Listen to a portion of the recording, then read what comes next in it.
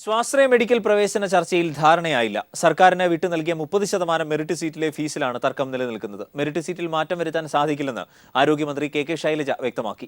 മുഖ്യമന്ത്രിയുമായി വീണ്ടും മാനേജ്മെന്റ് ചർച്ച നടത്തും. സ്വാശ്രയ മെഡിക്കൽ പ്രവേശനത്തിൽ 30% സർക്കാർ സീറ്റിലും 50% മാനേജ്മെന്റ് സീറ്റിലും ഉൾപ്പെടെ 80% ഏകീകൃത ഫീസ് എന്ന മാനേജ്മെന്റിന്റെ ഫോർമുലയാണ് സർക്കാർ തള്ളിയത്. 50% സർക്കാർ മെറിറ്റ് സീറ്റിൽ മാറ്റം വരുത്താൻ കഴിയില്ലെന്ന് സർക്കാർ വ്യക്തമാക്കി. ഈ സാഹചര്യത്തിലാണ് ചർച്ച ധാരണയാകാതെ പിരിഞ്ഞത്.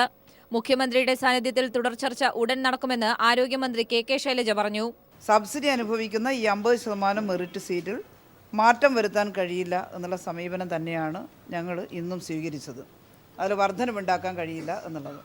എന്നാൽ തീരുമാനത്തിനുള്ള സാധ്യത തീരെ ഇല്ലാണ്ടായിട്ടില്ല എന്നാണ് ഞാൻ പറഞ്ഞത്. അങ്ങനെയാണെങ്കിൽ ബഹുമാനപ്പെട്ട മുഖ്യമന്ത്രിയുടെ സാന്നിധ്യത്തിൽ ഒരു ചർച്ച കൂടി ആവണം. 50% സർക്കാരിന് വിട്ടു നൽകിയ സീറ്റിൽ 20%-ൽ സർക്കാരിന് സ്വന്തം നിലയ്ക്ക് ഫീസ് നിശ്ചയിക്കാം.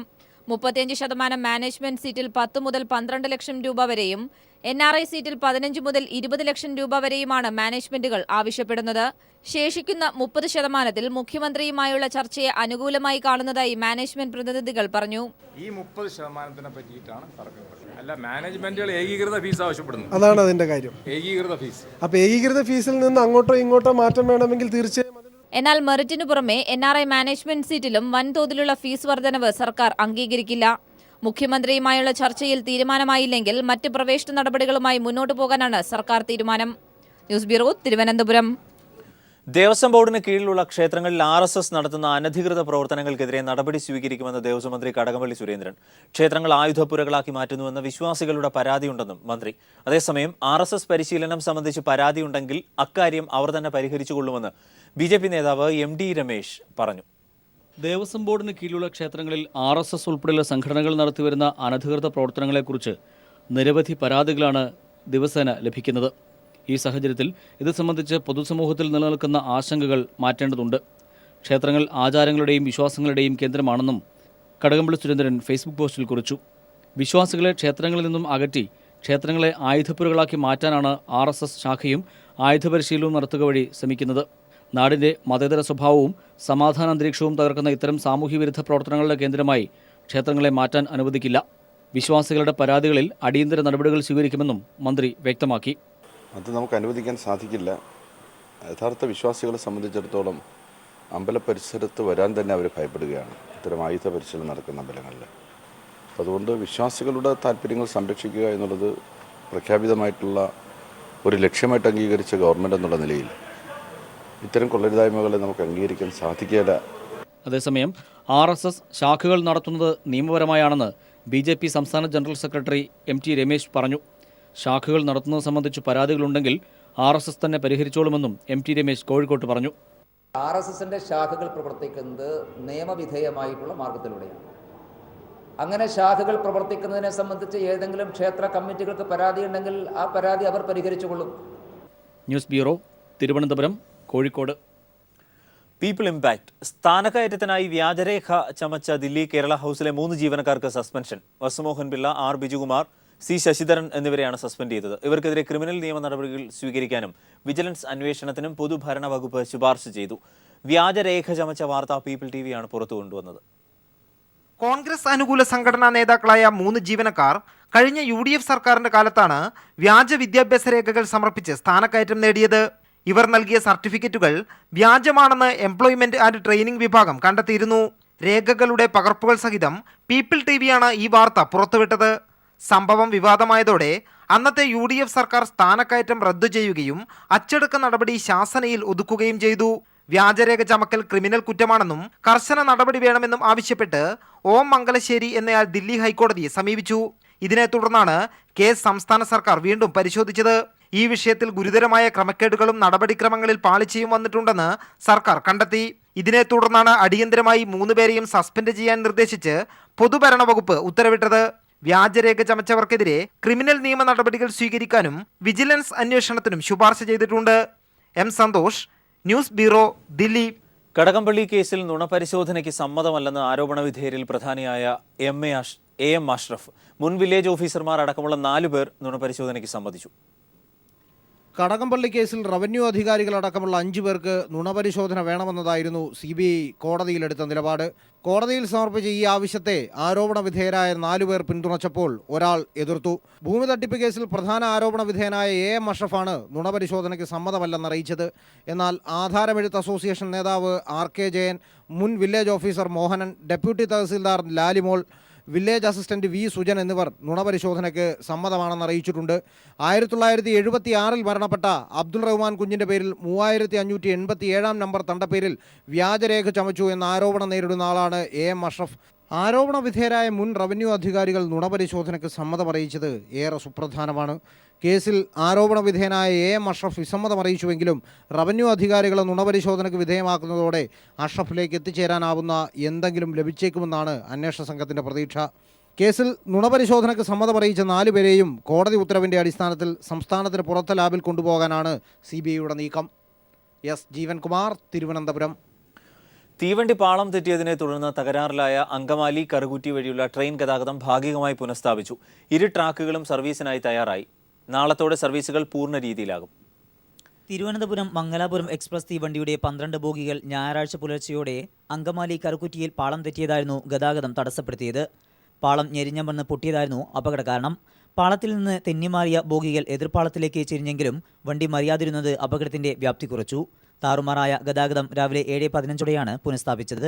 2 പാളങ്ങളിലുമുള്ള അറ്റകുറ്റപ്പണികൾ പൂർത്തിയാക്കിയ ശേഷം ആദ്യം ഡീസൽ എഞ്ചിനും തുടർന്ന് വൈദ്യുതി എഞ്ചിനും പരീക്ഷണാടിസ്ഥാനത്തിൽ ഓടിച്ചു. 2 പാളങ്ങളും സർവീസ് നടത്താൻ സജ്ജമാണെന്ന് ഉറപ്പായതോടെയാണ് ഗതാഗതം പുനഃസ്ഥാപിച്ചത്.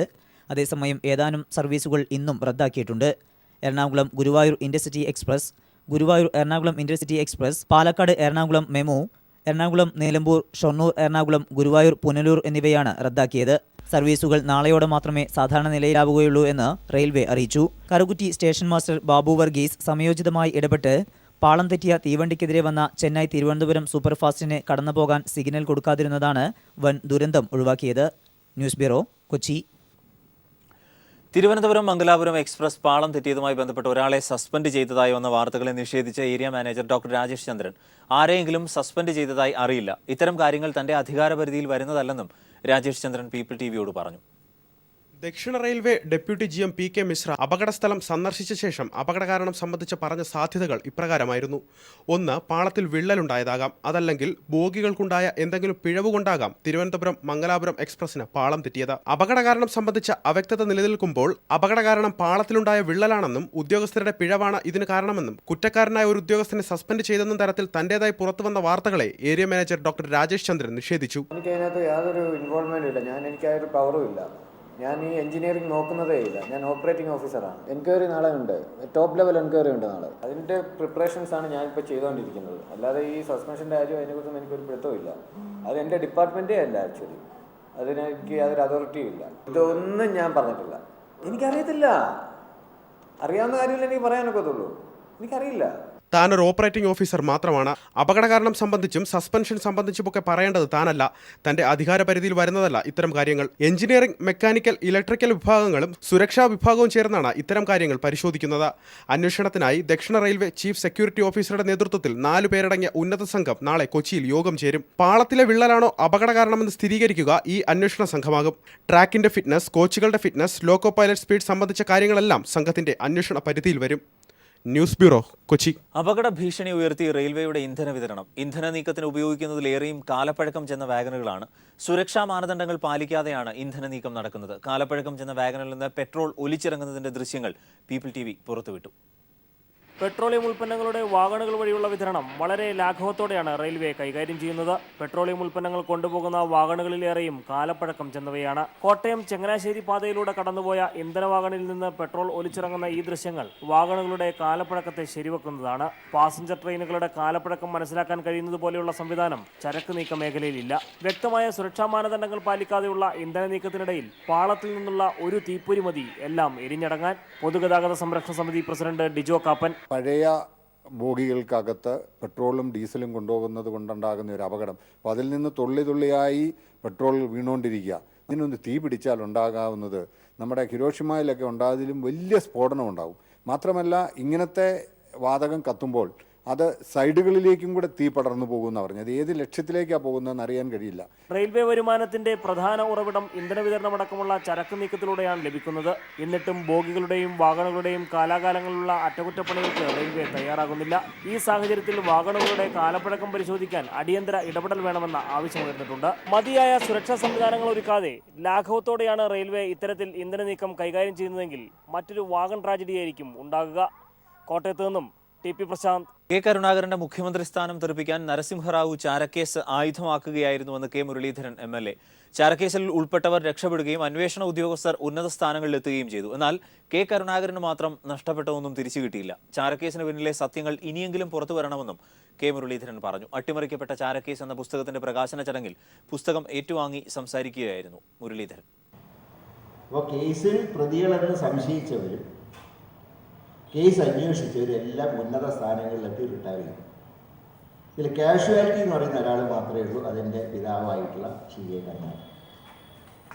അദ്ദേഹത്തിന് നഷ്ടപ്പെട്ടതൊന്നും പിന്നെ തിരിച്ചു കിട്ടിയില്ല. പക്ഷേ ഈ ചാര കേസ് നടക്കുമ്പോൾ ഞാൻ നിങ്ങളുടെ ജനപ്രതിനിധിയാണ് പാർലമെൻറ്റ്. കുറേയൊക്കെ അന്തർനാടകങ്ങൾ എനിക്ക് കാണാൻ കഴിഞ്ഞിട്ടുള്ള ഒരാളാണ്. അത് പല സന്ദർഭത്തിലും ഞാൻ പങ്കുവച്ചിട്ടുമുണ്ട്. നരസിംഹറാവിനിതിൽ ഈ ചാരക്കേസിൽ ഡയറക്റ്റായിട്ട് ഉത്തരവാദിത്വം ഉണ്ടെന്ന് എനിക്കറിഞ്ഞു.